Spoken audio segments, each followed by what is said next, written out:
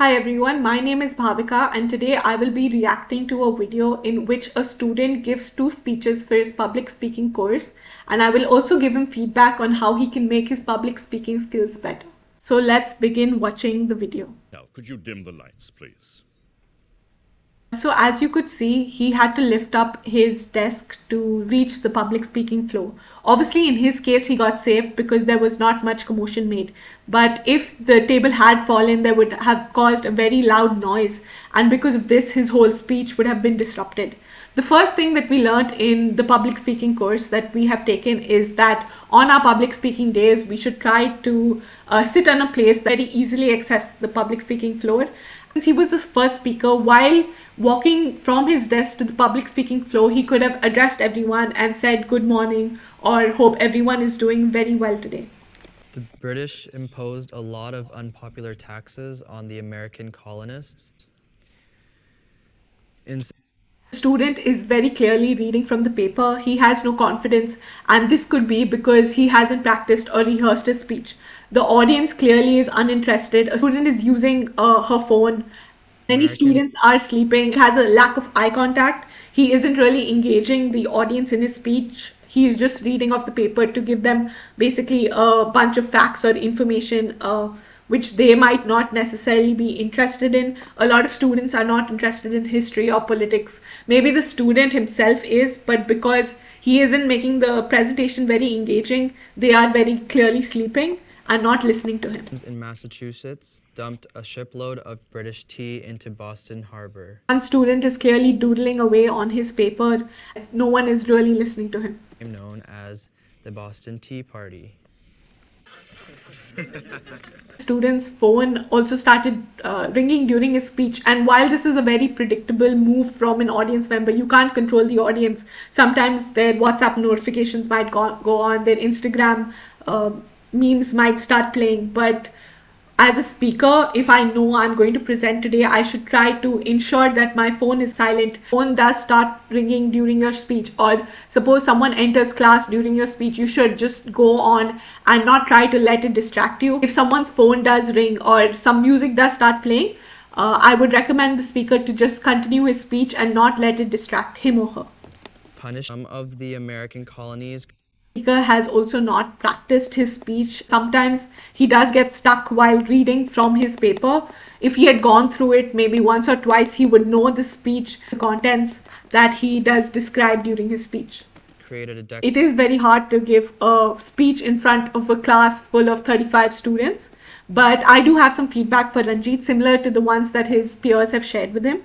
So one is definitely to speak louder and face the audience. Many times we aren't interested in listening to the speaker speak because we simply cannot hear him or he isn't facing us. There's no eye contact. Being loud is a very important factor to get the attention of the audience.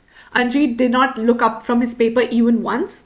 Just referring to your notes is okay, but he should have tried to make eye contact with the audience after every one or two lines.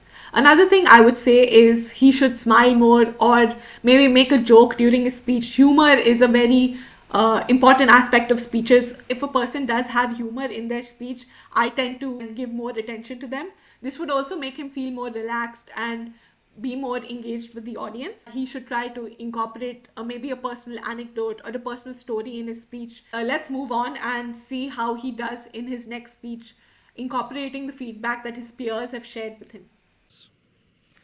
Good morning. Today I'd like to talk about the causes and effects of stress and how to cope with stress.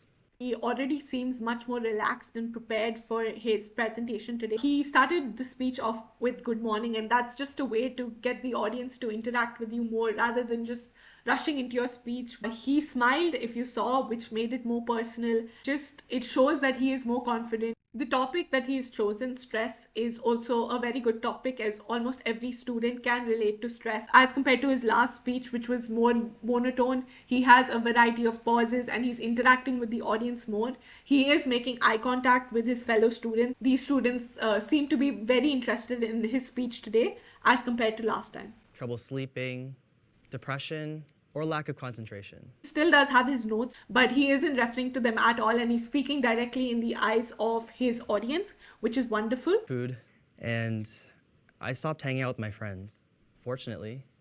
I was able to talk. So here he is giving a personal anecdote about his experience with stress and how he dealt with it.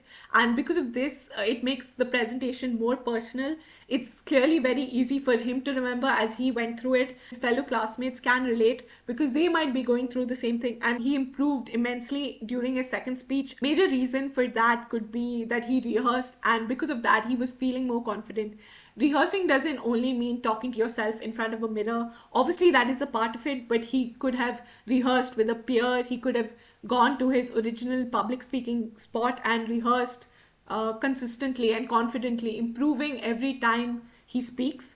This would also allow him to better memorize the speech. He's much more confident. He had a smile on his face when he was presenting. He used a personal anecdote which helped the audience relate to his speech better. Even for him, it was easier to remember the speech without stopping. As compared to his first speech, which was pretty monotone because he was just simply reading off a paper, here he was interacting with the audience more. He was making eye contact. He had a certain sense of pitch variety where he emphasized on the certain points of how stress is caused or how you can cope with stress.